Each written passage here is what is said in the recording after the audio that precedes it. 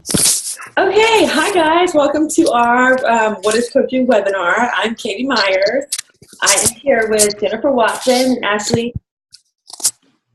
I always say your last name wrong. Dietrich. Dietrich. Oh, that's actually, I say that's right. That's how I say it in my head. Okay, That's right. so we are just going to talk about how we got into coaching and answer questions for you guys. So let me, yeah. Okay, so I'll go first. I have been a coach for, I can't believe it, almost 2 years. I got into coaching when I found out that I was pregnant. So I was working as a personal trainer and, well, let me back up. So I got into fitness in my early 20s because I just wanted to be like a 00.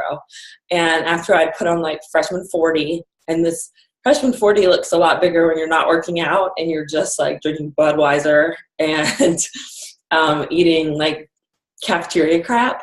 So I put on my freshman 40 and then I was just determined to get it off and then some.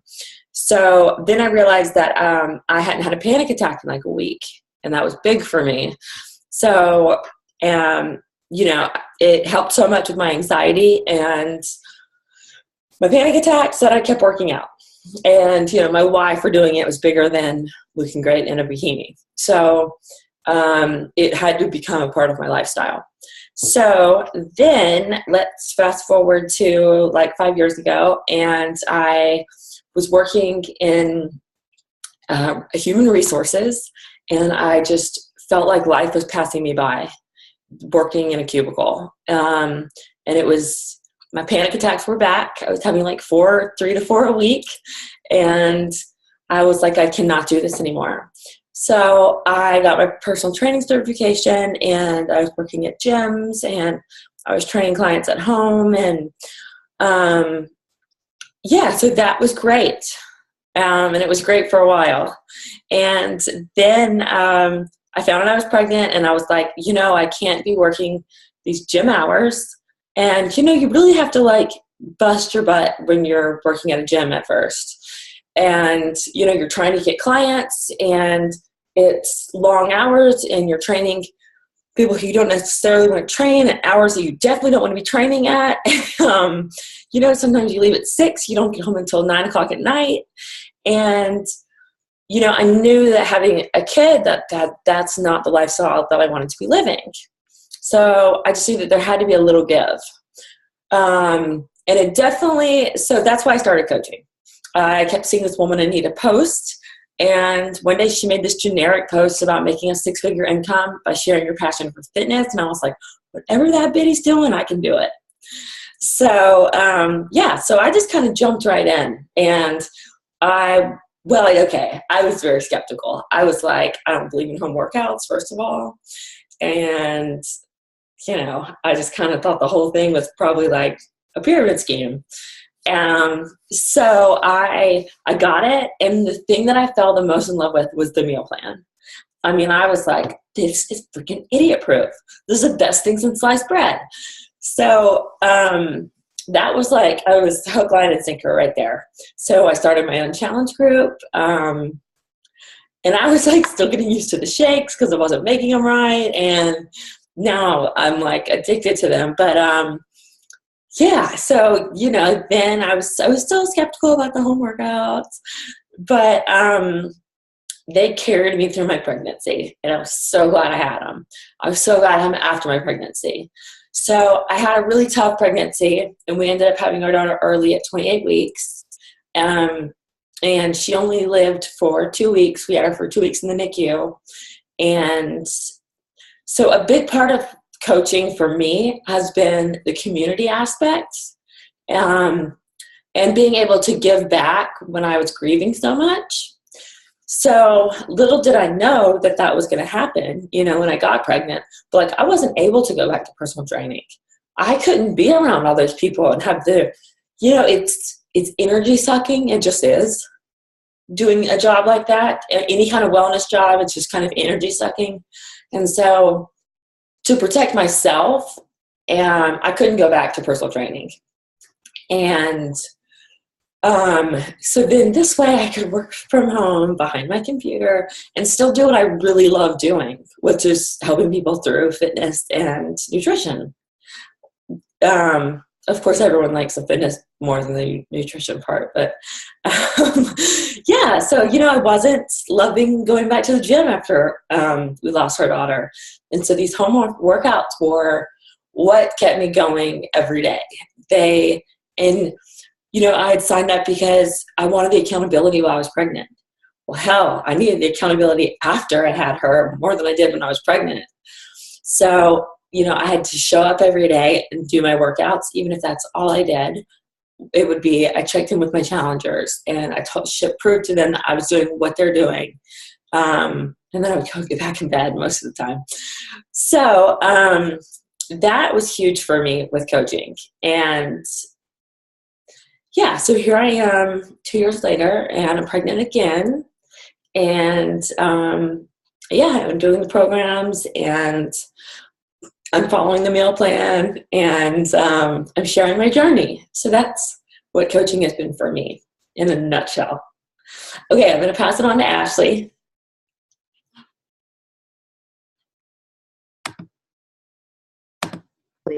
There you go. Oh, sorry, thanks. So I'm just posting real quick on my team page to see if anybody else wants to hop on and listen and share. But okay, so my name is Ashley Dietrich. I have been a coach for, it'll be 2 years in June. Katie, when did you start? February, I think like February 1st was like my first challenge group. Okay. So it's pretty close. Yeah. Okay, so June.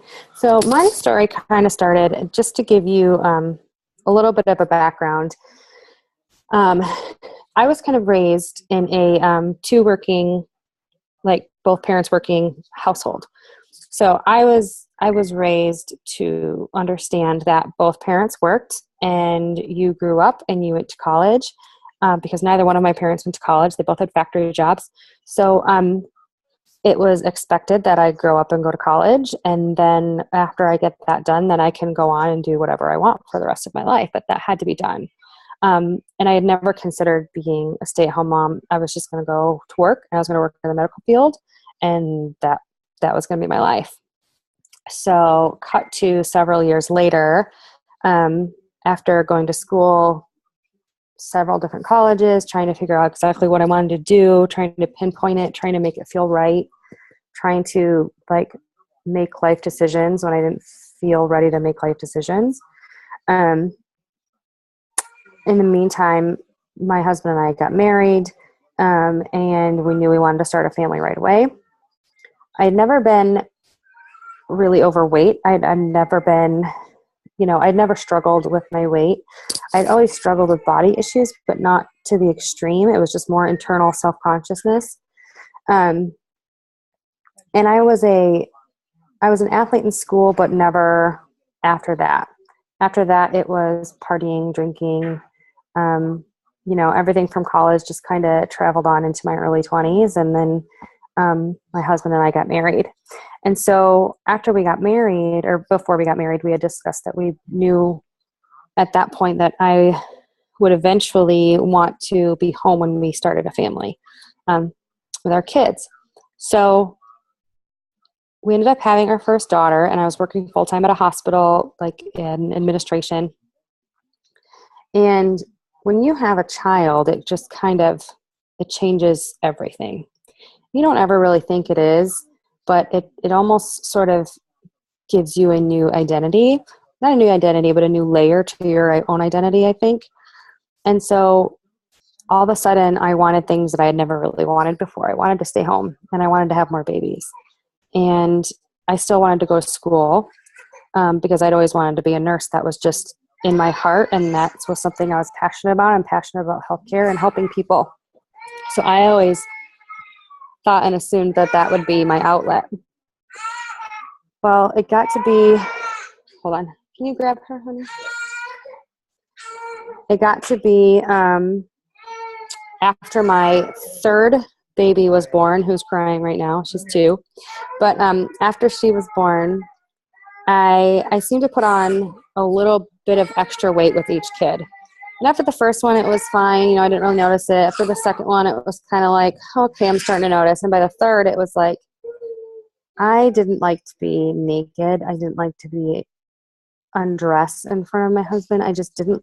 I was so self-conscious about the weight that I had put on and the changes my body had made that I didn't even want to be touched anymore. It was really sad. So I became a challenger kind of by my own initiation. I was never approached by a coach. I really didn't know anything about Beachbody. I didn't know anything about a Beachbody coaching opportunity.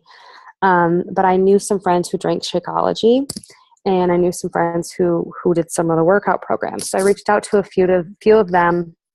And one of them was an old high school friend who, what I know now, was a discount coach, and said, you know, answered all my questions about a Shakeology and a challenge pack and this, that, and the other thing. And she's like, you know, I don't actively coach. I don't run a business, but I'm a discount coach. So I would make a little bit of money if you wanted to buy a challenge pack through me. I'll answer your questions. I was like, okay, sweet. So I backed out of the challenge pack. I just bought a program because I did not believe in Shakeology. And so I got the program. It was 21 Day Fix, and we were going to start it, and we did it together.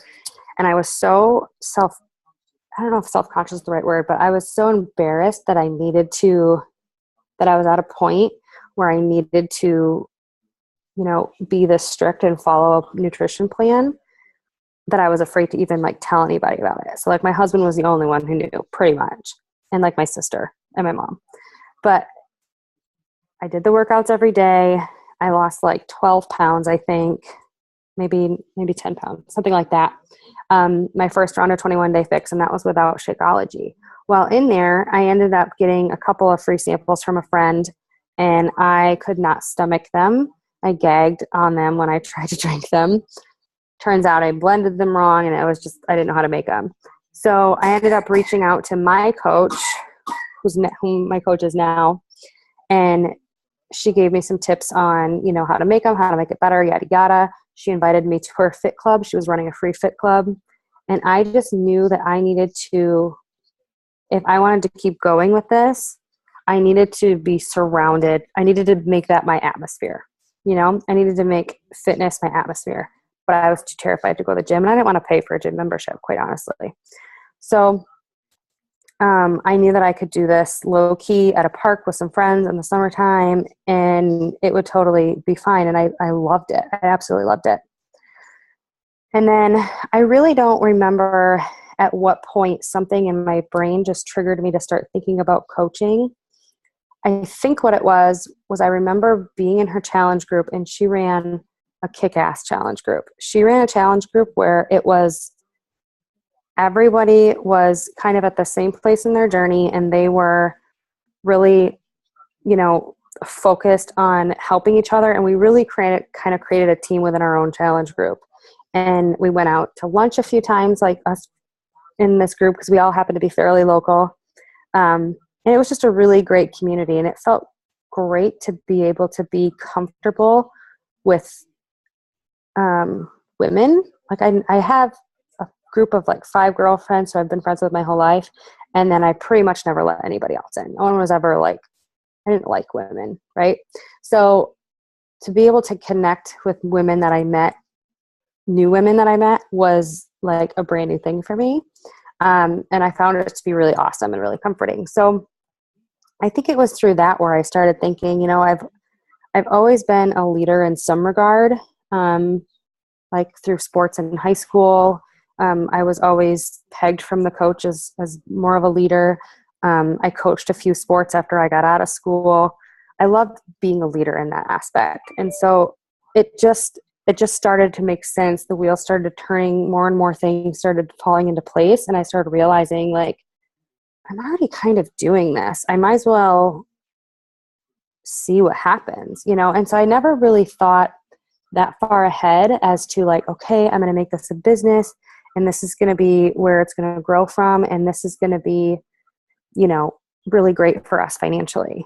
Because my husband has a really phenomenal career. It's a family career. They have a family business. So we are well provided for within that. So I didn't need to, like I said, I was a stay-at-home mom. So I didn't need to be making, an entire income. So for me, it was very not selfish, but it was very just for me. It wasn't for me to be able to provide for a family or anything like that. It was for me needing an outlet for just the stress of being a stay-at-home mom, being to the point where I just, you're in the walls of your own house and you're with your kids all the time, which is phenomenal. But at the same time, it can get very lonely at some points. So I think this was a way for me to reach out and have connections with other people. Let's see. So where am I going from here? So when I got into the business, I remember one of the first things I did was I watched all of the trainings in the back office. I read everything that, well, my upline didn't really have much, but her upline is Jamie Hansen. She had like a plethora of information that she had basically gotten from Anita. So I immediately started following Anita. A friend requested her and let her know that I was in her downline, and she welcomed me in, and I just became a sponge. I started researching and Googling who the top people in the business were, and I started following them and started just seeing how they were doing what they did. And again, I was never really looking at it very deeply. I was just looking at it like, okay, these people, they're on here, they're happy, they're posting, they seem, engaging, and they have nice photos, and they're working out and they're doing what they're supposed to be doing. Okay, I could do that. So I started doing that, and that was really all I did. Within this time frame, I ended up losing about 25 to 30 pounds. It was 30 pounds total, but at this point, I think it was about 25. And so it got to that point. I remember being in the grocery store, and my upline said, "Hey, I forgot to tell you, but we have team calls every week, and it starts in 15 minutes. You should hop on." And I'm like, "I don't know what that means." And she said, "Download this link," and it was Zoom. So I did, and I'm in the grocery store checking out, and I got on, and all I could hear were voices, and I had no idea what was going on, so I hung up because I was so nervous. And I was like, oh my God, I didn't know I had to talk. I didn't know. So I hung up. I went home. I tried it again on my computer, and then immediately I was asked, like, why did you want to get in this business? What are your goals? And I was like, well, shit, I don't know. I thought it'd be cool, And then I think it was from there, I almost felt like embarrassed for not knowing those things. And I thought, well, I can't just go into this on a whim. If I'm going to go into this, I'm going to go all in. And I think at that point that's when I really became a sponge in regards to how to make this work for myself. So yeah, that's exactly what I did. I was driven. For me, this is something I've just discovered like very, very recently about myself in this business, is that for me, I was never driven by money. It's great that I know that, but it's also kind of part of what hinders me, because I've yet to find the one thing that makes me have to drive and push to do this business. Because for me, it's for fun, it's for companionship, and it's for my own accountability. But in the same regard, like, getting new customers and creating challenge groups is something I'm super passionate about, because I love helping people, and I love helping people find that, those good feelings that they want, whatever that may be for them.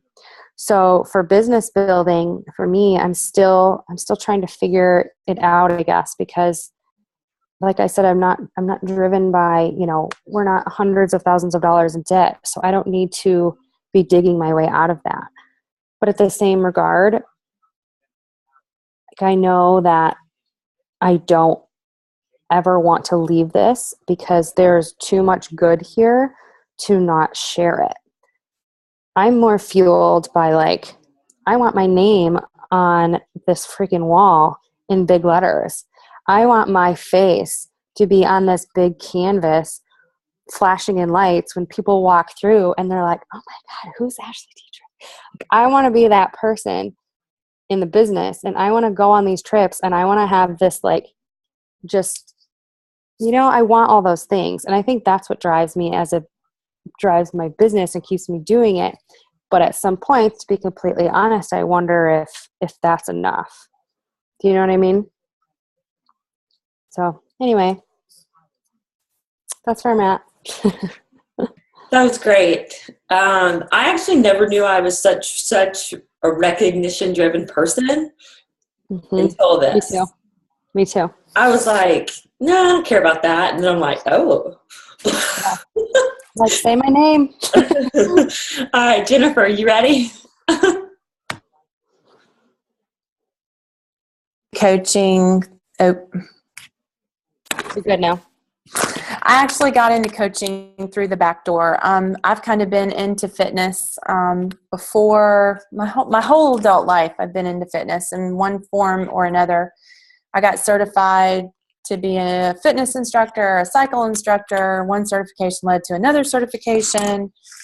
And then what really made me, and it was all just recreational. It was all just, I got my workouts paid for because I taught some classes and I could go to the gym and do my own fitness. And in 2009, I went through a very horrible divorce and I found myself needing to work. Well, I'd never worked because I was raising 3 kids. So what did I know? I only knew fitness. So I got certified to be a personal trainer, and I jumped in it with both feet, and I started personal training, and I continued my certifications and just kept on doing it and got certified to teach Insanity. And that was actually the first time that I heard of a Beachbody coach. I didn't know what it was. Well, here I am trying to supplement my income as a single mom, and I'm like, well, I want to do that. I could do that. I can do that. I could work from home and not have to go to the gym. All those things that you described, Katie, about the bad part of personal training and the long hours and the people that really aren't into personal training like you are, and you're so driven to help, but yet they don't really want the help. They think they might want the help, or maybe it just sounds good to say, I have a personal trainer, but they're not really doing anything about it. There's that dead end part of the job. And so I didn't know. I knew one Beachbody coach. I knew one, and I didn't really know her. And I walked up to her at the gym and I said, you're a Beachbody coach? I want to do that. I want to sign up. She was like, you what? And I'm like, yeah, I want to sign up. I want to do it. What do I need to do? And so that is how I became a Beachbody coach. And so I started figuring out all the things I needed to do. I don't have a huge weight loss story.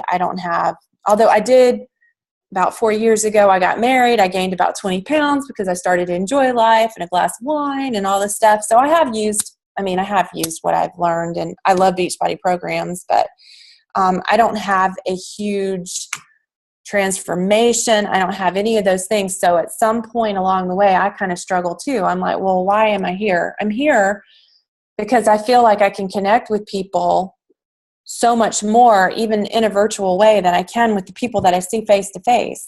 Not all of them, but a lot of them. And I've seen the good that it's done, and I've had challengers that have done really well, and I just love it. I'm all about it. And so that's really why I became a Beachbody coach. I've been a coach for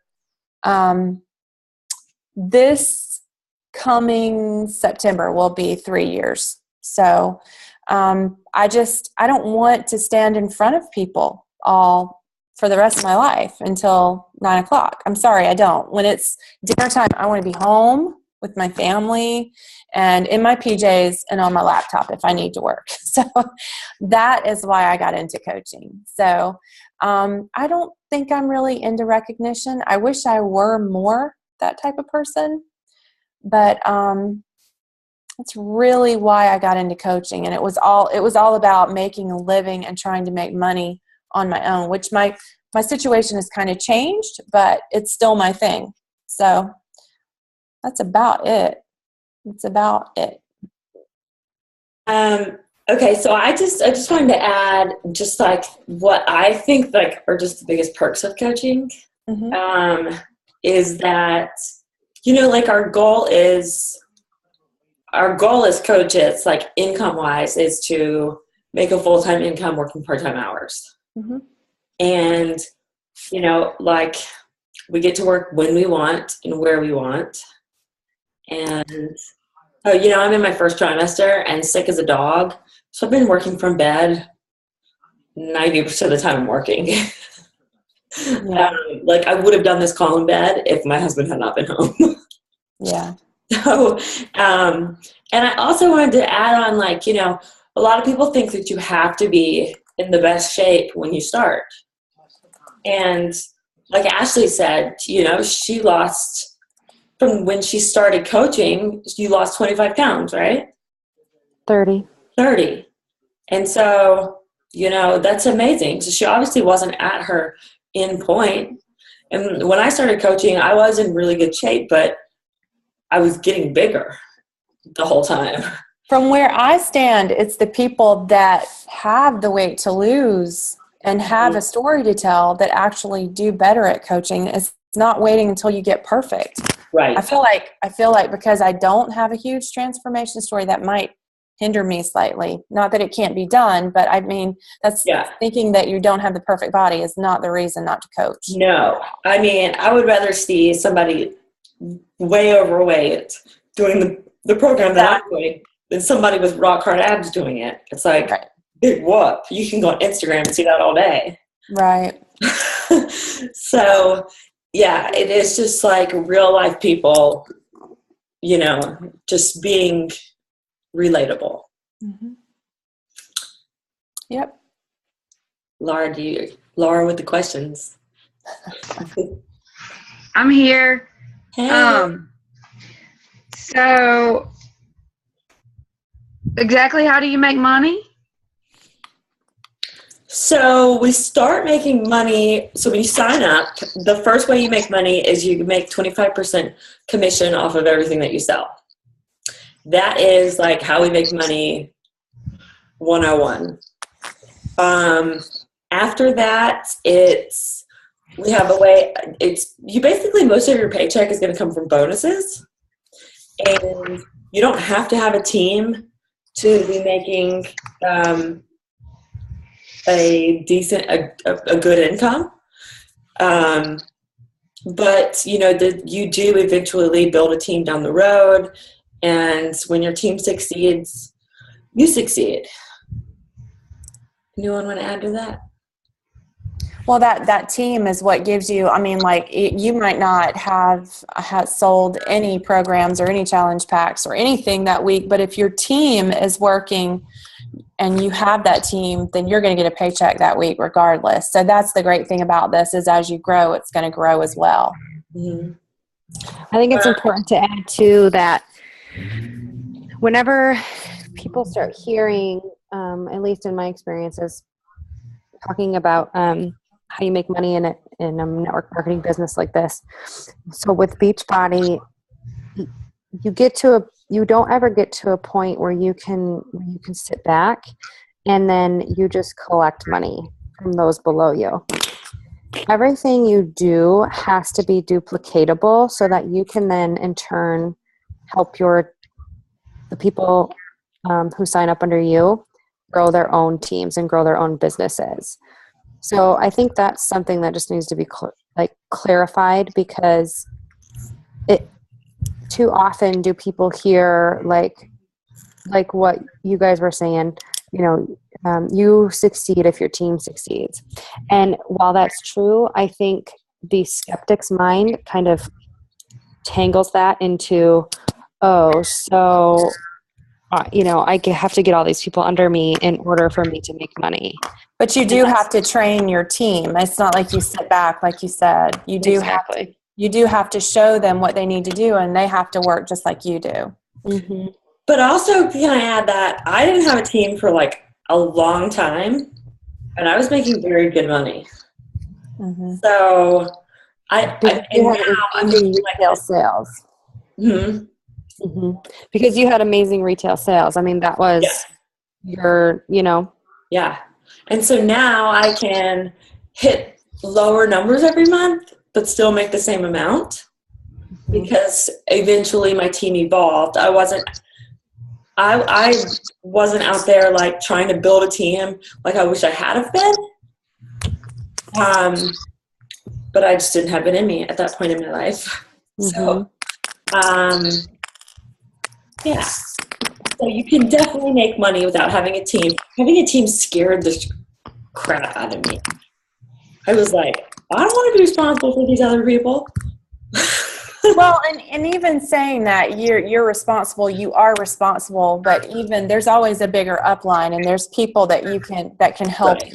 I mean, you're learning from your coach. You're going to pass. It's a trickle down effect. Yes. And Ashley said, or Jen, one of you guys said duplicatable systems.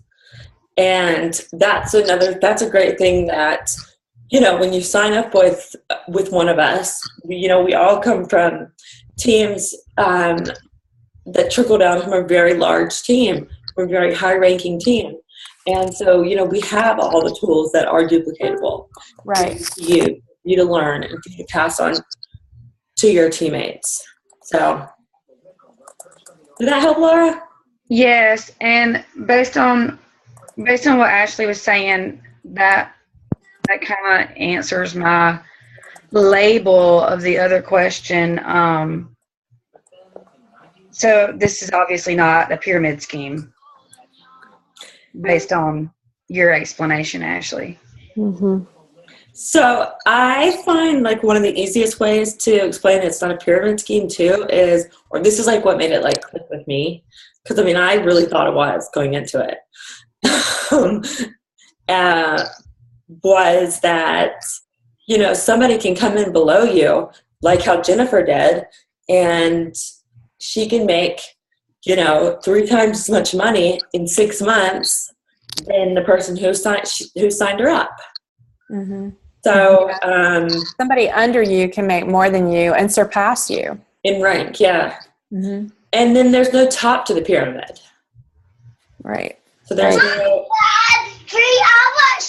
there's no cap on how well you can do in this business. Yeah, well said. Cool beans. One more question. You answered the fit question I had, but as far as like that on that subject, I've seen on social media that coaches are all shapes and sizes. And still are. So about that, talk about how do you? You got somebody probably that you've spoken with before that one of their holdbacks is specifically social media. So like that's their barrier for not doing this because their fear with putting themselves out there or whatever. Like how is that? Was that an issue for y'all? And how are y'all overcoming that, or did y'all, or whatever? It was for me. I didn't mean to interrupt, but when I started coaching, I had a private Facebook page. I didn't post a lot. I didn't want anybody knowing anything that I was doing. I might post a picture here and there, but I have pushed myself out of that little box somewhat. I still work on it. I still need to be better at it, but at some point during this process, it's somewhat cathartic for a lot of people, and just the whole weight loss process and everything.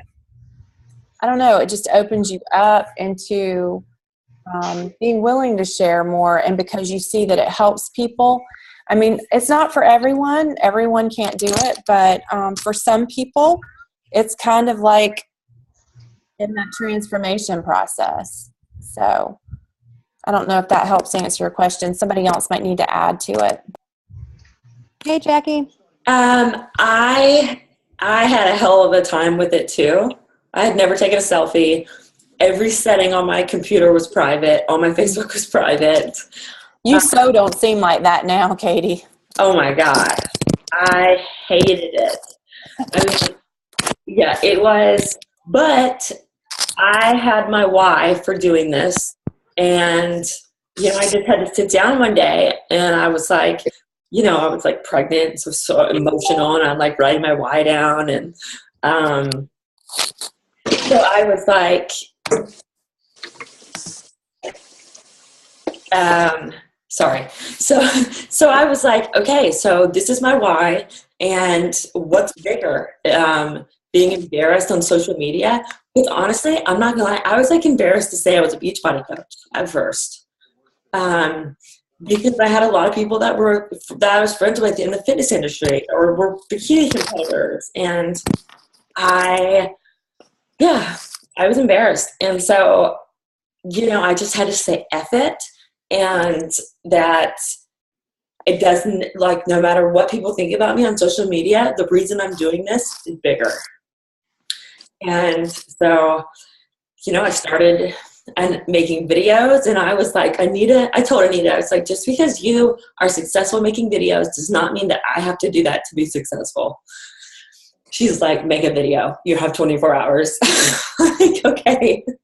And, I was just encouraged to share and share and share. And it got easier and it got easier. And, now I can do calls like this and not be embarrassed. And now I can get up and speak in front of people and be okay with it. That's crazy. It's crazy how that happens. That was not okay for the first 30 years of my life.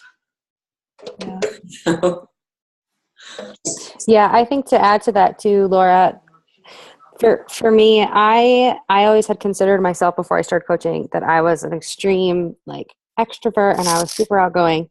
And then once I started learning, I guess, doing some personal development and learning more about myself, I realized that I am what I would call a introverted extrovert. I don't even know if that's a real thing, but what I found to be true for me is when I first started coaching, I had just I was the same. I had a couple hundred friends on Facebook, maybe 200-300, and most of them were friends and classmates and family. And I was very selective on who I allowed to be my friend on Facebook. And pretty much if anyone friend requested me, I wouldn't accept them because I had the mentality of, if I want to be friends with you, I will friend request you, And so I was always pretty open with sharing on Facebook, just sharing about my kids and my life and, how, the crazy mess I get myself in sometimes. But I was very selective on who I would share that with. So for me to go through a program, a fitness program or whatever, and share about that on social media actually took a lot of courage. Like I was saying earlier, when I did my first challenge group as a challenger before I started coaching, I didn't tell anyone I was doing it. I didn't tell my best friend. I told my husband and my sister and my mom, and that was it. And I didn't tell you guys this earlier, but I created what I thought was a secret Instagram account so that I could in some way keep myself accountable and track my journey without anybody knowing, because I was too embarrassed to let people know that I was doing this. That I needed to, to admit to the public that I needed to lose weight. But what came out of it was what I was surprised by as so much support from people and relatability. More so than the support that I got from other people, it was the people who commented or sent me messages and said, thank you so much for saying this or doing this or posting about this, because, I don't have the courage to say it or do it or whatever, something like that. And I think that's something that's really stuck close to my heart is being able to be a voice for those who can't be a voice for themselves, I guess. Does that make sense? And I don't know. Does that even answer your question, Laura? Or am I just rambling again? Yes. So you were okay. So I can get back to it. So you were saying, how do you become more comfortable with sharing? right? Well, yeah, because I can relate to that, thinking I'm social butterfly Mm-hmm. in college and whatnot, and having a shit ton of friends, but yet, you know, It's a lot different when you're sober. Yeah. well, and I mean, I went through like lengthy periods of sobriety with the same friends too. Yeah. So my thing is speaking in public versus a platform. Introvert, extrovert. I liked how you did a dash in that because I can relate to that 100%. Yeah. I mean, if this were like 100 people or even 4 people that I personally knew right now on this, yeah. Even in my bed, I'm beat face red and sweaty armpits and, vomit, not morning sickness, all of that stuff. Still today, like right now, in a minute, but not right now. Well, and I think it's important too to realize, when people look at, somebody who's a coach or whatever, the way I share about my journey and my business and I promote my business can be and is okay to be completely different than the way Katie does. Mm-hmm. You know what I mean? So I've had people say to me, well, I could never post a picture of myself in workout pants and a sports bra. Who said you had to? I mean, it's what's great about it is that you can do you. You can be so unapologetically you, and anybody who doesn't like it has the freedom and capability to click unfollow, and that's it. Or, I mean, I've never had an a-hole, thankfully, too extreme, but I always have the ability to delete or hide or, ignore somebody. And I think that's why me being considered an introverted extrovert is great, because I can almost, I don't want to say hide behind the computer, but I can almost, it gives me a little bit of cushion, like to feel like I'm able to share more vulnerably and open, because there's almost like this dividing fence, like on Home Improvement. Remember that fence? You know what I mean? There's like that thing between us, and it's like I'm not sitting across from you at a restaurant. Like I would be. I mean, my face is red right now. Anytime I speak, my cheeks get red, and I sweat. And I bet you my chest is blashy every time. Doesn't matter. But it's. I think that's what's important about it, is because you look at some of the top coaches, and not that they're doing it wrong, obviously they're not, but they've become over the years so comfortable in sharing their story and being true to their journeys and whatnot, that it doesn't seem like it maybe affects them, or it doesn't seem like someone who's just starting out could do that. But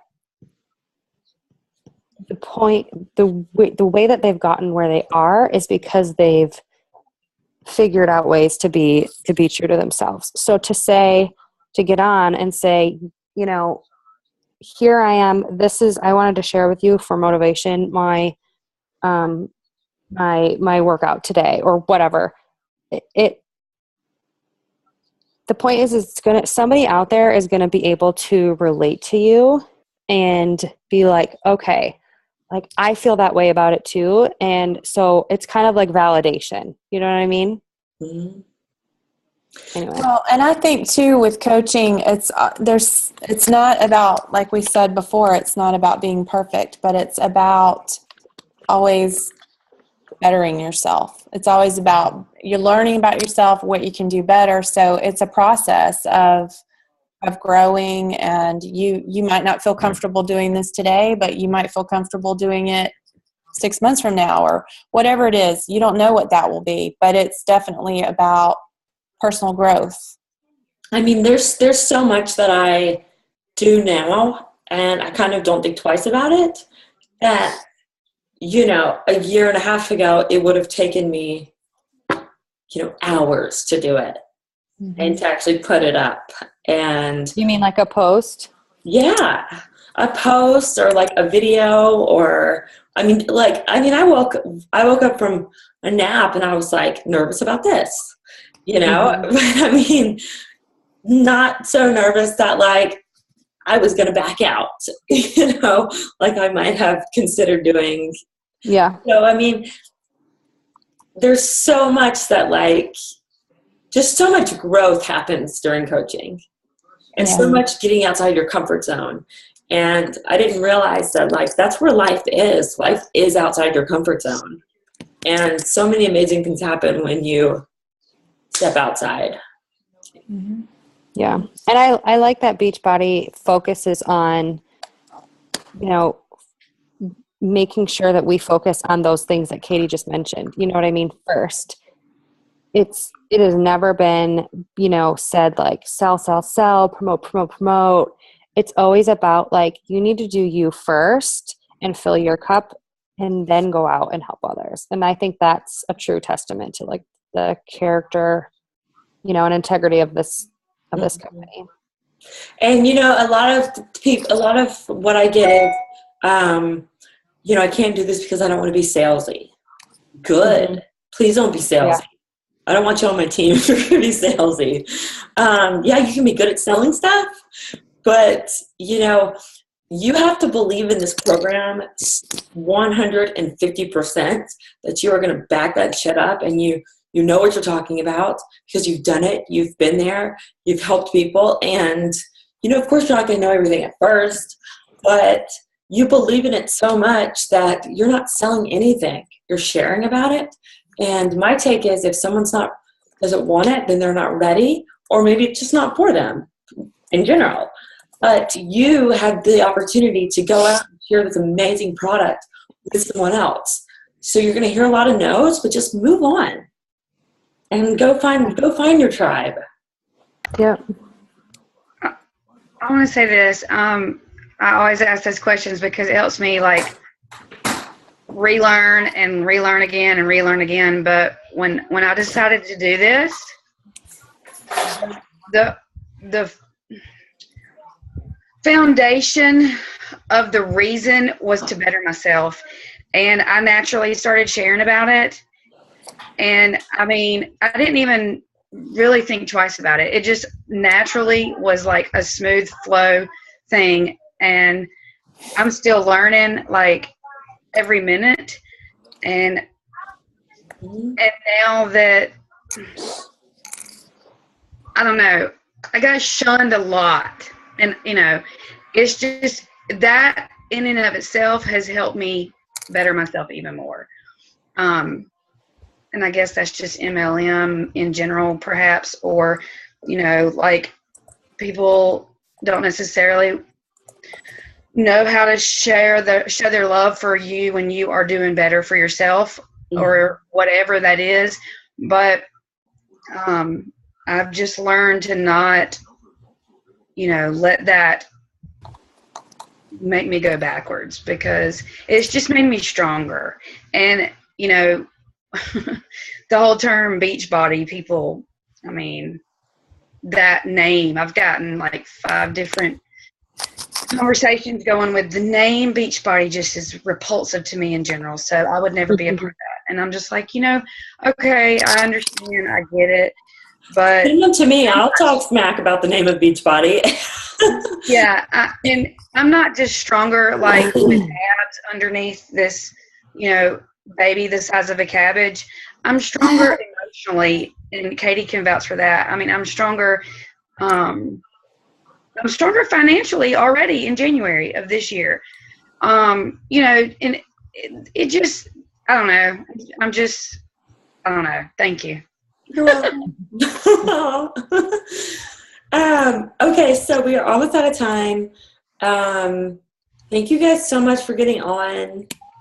And if anyone missed tonight's, we're going to be doing a similar one on Friday at 11. And we'll post this in the event page, maybe. And if there's questions that didn't get answered, we can answer them in the page, on the event page. Maybe. So is this recorded? Yeah. Oh, cool. Yeah. Perfect. Yep. All right. Love you guys. Thank you. All right. Bye. Talk soon. Bye. Bye.